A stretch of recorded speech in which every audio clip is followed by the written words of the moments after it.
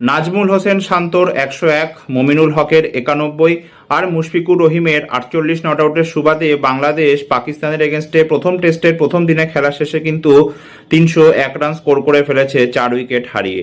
যদিও বাংলাদেশের শুরুটা ভালো হয়নি, 31 রানের মধ্যে 2 উইকেট হারিয়ে ফেলেছিল, কিন্তু তারপরে একটা 170 রানের দারুণ পার্টনারশিপ হয় শান্ত আর মমিনুল হকের মধ্যে। এবং শান্ত যেভাবে খেলছিল তাই তো আমি মনে করেছিলাম যে আরামসে বাংলাদেশ দিনের শেষে 350 রান স্কোর করে দেবে।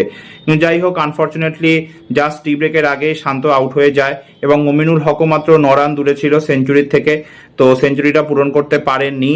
তবে যাই হোক, বাংলাদেশ একটা খুব ভালো সিচুয়েশনে আছে প্রথম দিনে খেলার শেষে। এছাড়া লিটন কুমার দাসও কিন্তু টিকে আছে এবং পাকিস্তানের বোলাররা কিন্তু খুবই বাজে বোলিং করেছে। গ্রিন পিচ ছিল, তারপরেও পাকিস্তানের পেস বোলাররা তেমন কোনো সাহায্য পায়নি শুরু 1 ঘন্টা বাদ দিলে।